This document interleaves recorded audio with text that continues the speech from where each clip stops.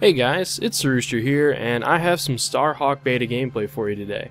Now, some of you guys have been asking me, hey Rooster, is there any shooter games that you're bad at? Well, I don't know. Let's load up the leaderboards here. It ranks you off a skill. Let's find out how low I am. I'm sure I'm pretty darn low on this leaderboard. So, oh, I'm first. It probably goes backwards, guys. So don't worry about that. I'm terrible at this game. Yeah, it's probably supposed to say skillless leaderboard, because I would be first place on that. So they probably, just had a typo. It's a beta or something. So I'll go on their forums and let them know that they spelled it wrong. But guys, this game is very, very fun. There's a lot of different elements from some other games. It's a lot like Warhawk, its predecessor, but a lot of differences. The kind of feel to it is the same for the most part, but it kind of feels like if Warhawk got crossed with Starcraft, basically. And also, Warhawk didn't have mech suits, so the mech suits are kind of a nice touch, because in Warhawk you just had, planes. They didn't transform into mechs. You had your aerial combat and you had your ground combat.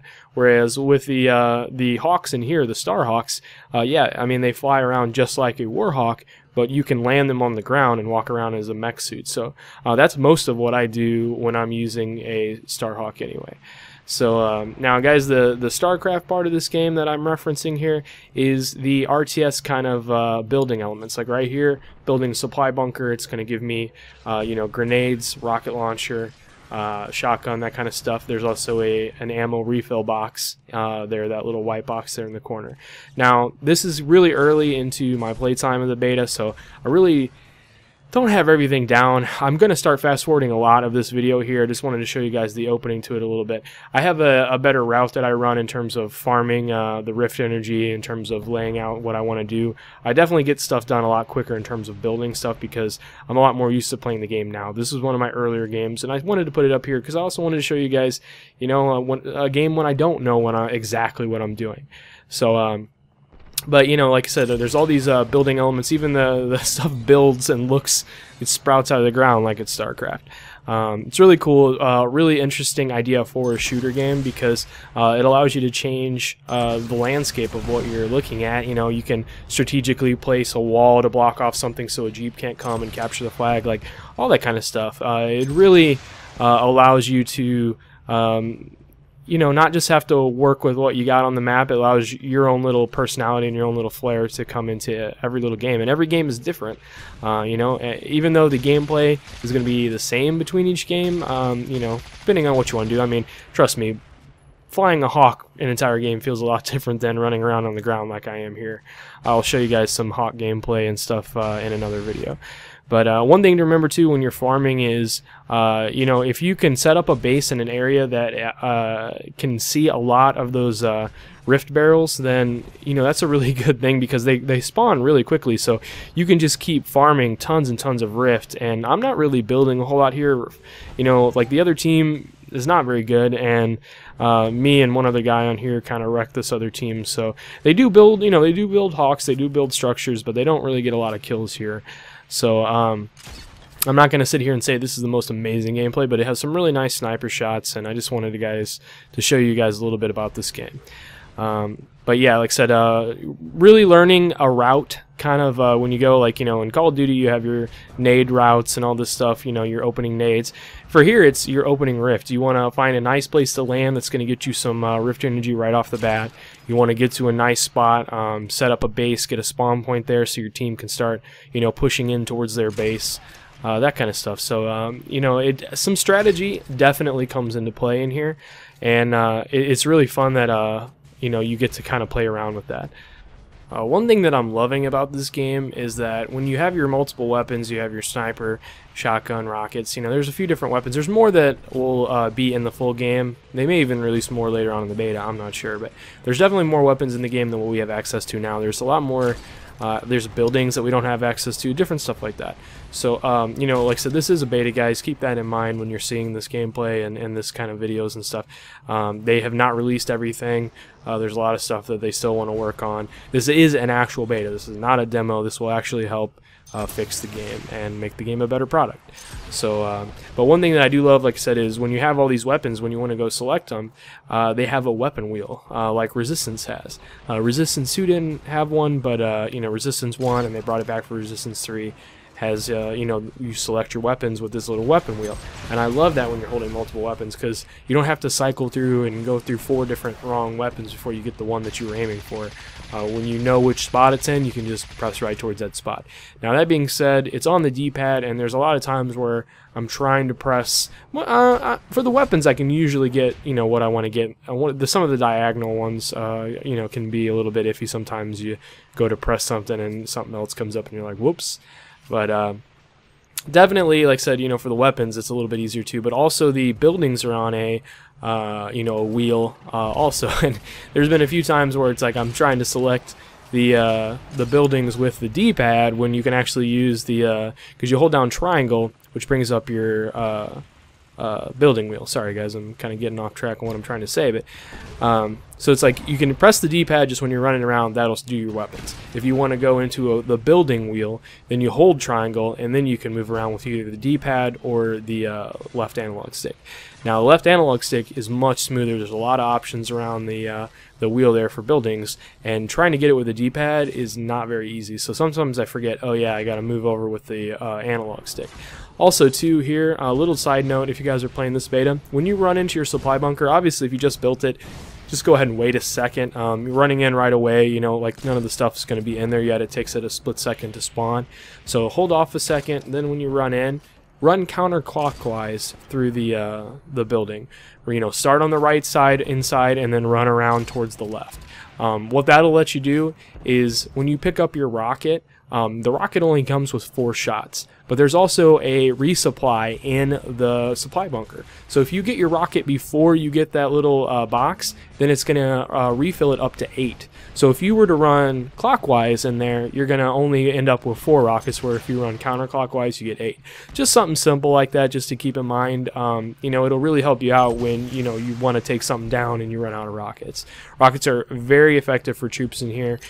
In my opinion, the 2 most effective weapons to have as a trooper on the ground are sniper rifle, because, you know, taking out other infantry from afar, you know, there's not a lot of up close battles that I see too much in this game. You see some on the other map when you run into some choke points, and if you're doing capture the flag, yeah, you're going to have some more in your face kind of stuff. But on TDM, you know, these are big maps. A lot of times people tend to hang back a little bit. So sniper is very, very useful. You need to build a sniper tower to get one of those.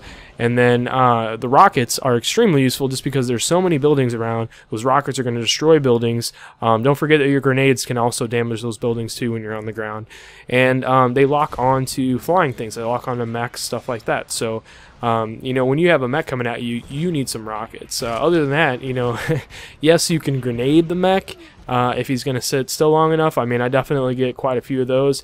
You can shoot the mech. Feel free to, you know, unload whatever you have onto him. But the best things for the job is usually rockets, and then, you know, a couple grenades if you need to. If you have a sniper and a mech comes at you, you can take them out, but it's pretty difficult. I have not actually done it yet in game, just because I really haven't tried too much with the sniper rifle.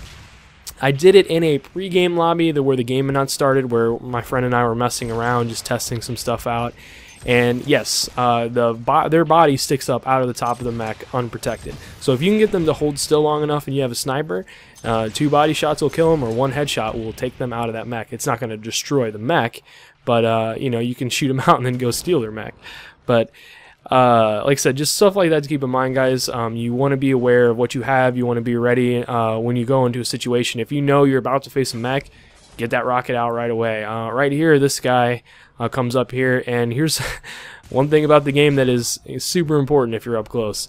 Melee greater than everything else. Greater than symbol, okay? When you're up close, and it's pretty big range. I mean, very Commando-esque in the lunge range. But when I say that, it's not going to bother you. It shouldn't bother you too much, because these maps are so huge that you're not going to be bumping into people left and right. If you are, then it's your own fault. It's like there, you know, I shouldn't have climbed that ladder and let him do that to me. You know, it's just a mistake on my part.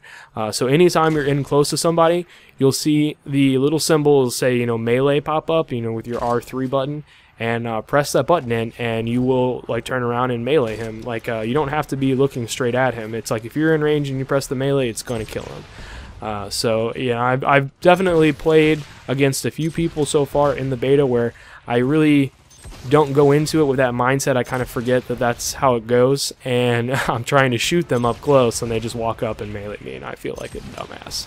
But it's just one of those things, you know, the more you play the game, you'll get a little bit more used to it. I'm just myself not a knifing kind of mentality guy. I don't really knife a lot in Call of Duty when I'm shooting.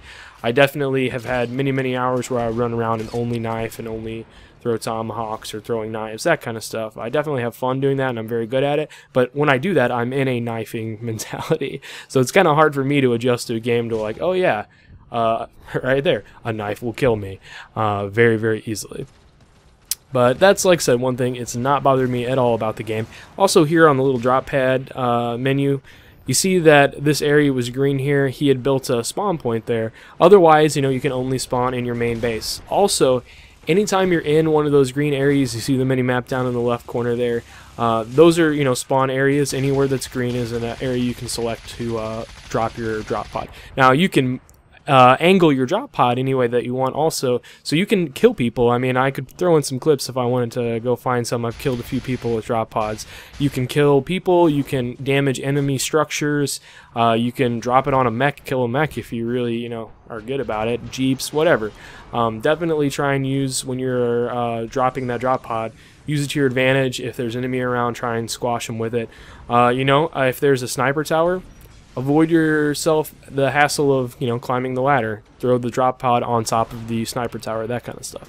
But yeah, like also when you're in those green areas, guys, in the top right of the screen right now, you'll see it throughout the gameplay. There's none there right now just because I'm not collecting any energy. Your yeah, right there in the top right. Your rift energy is on those little bars there. However many full bars right now, I had 3. That's how many, you know, like what cost that it takes to build a structure. Like, you know, for 3 you can build a sniper tower, that kind of things. There's, you know, some ones like walls are 1. You know, if you want to build a I don't really know what it's called, Starhawk platform. I don't remember exactly what the thing is called, but you know, little platforms for Starhawks, those are 4. But when you get on there, you know, it'll spawn with a ready to go Starhawk. You can run up to someone else on your, you know, team Starhawk and spawn a Starhawk for 2. So, you know, once you get those up there, you can definitely have a lot of people. It's not hard to get 2 Rift Energy in this game. So you can have a lot of people running around with Starhawks if you want to. So you see that in a lot of games that I play now. This, like I said, is being earlier on. I guess just not a lot of people knew what they were doing, so you only see a few Starhawks flying around. I really wasn't using the Starhawks at all when I first started in this game because in most games I like to be a ground guy, and you know, if like in Battlefield, I don't fly too many jets. I don't fly too many helicopters. I definitely like to take them out as a ground guy. I love doing ground to air. But on here, it took a little bit of getting used to. I used to play Warhawk back in the day, and I used to be pretty good with the Warhawks. I mean, there were definitely people that were better, but I was pretty good with them, and you know, I would mix it up pretty evenly between air and ground. When I came here, I wasn't really feeling the Starhawks too much. I really wasn't doing too great with them, and it took me a little bit of getting used to. Now I'm pretty proficient in a Starhawk.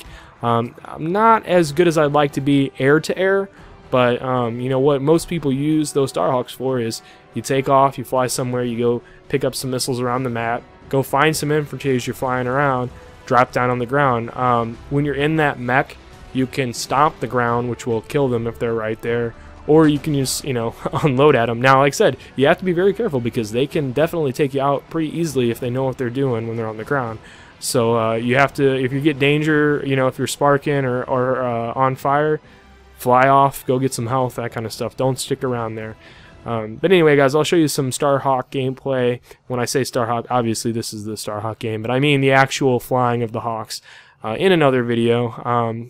I definitely do that a lot more now. So just wanted to put this out there, guys. I'm loving this game. If you don't have it, you can get it if you're a PlayStation Plus user. You can download it from the store. It'll become available to Uncharted 3 people that bought the game. There's a little voucher in there. You'll get that, and it opens up in like 2 weeks, I think, and then also it's going to eventually open up to everybody on the PlayStation Store. But anyway, guys, hope you enjoyed this video. I'm loving it. Hope you are too. Peace.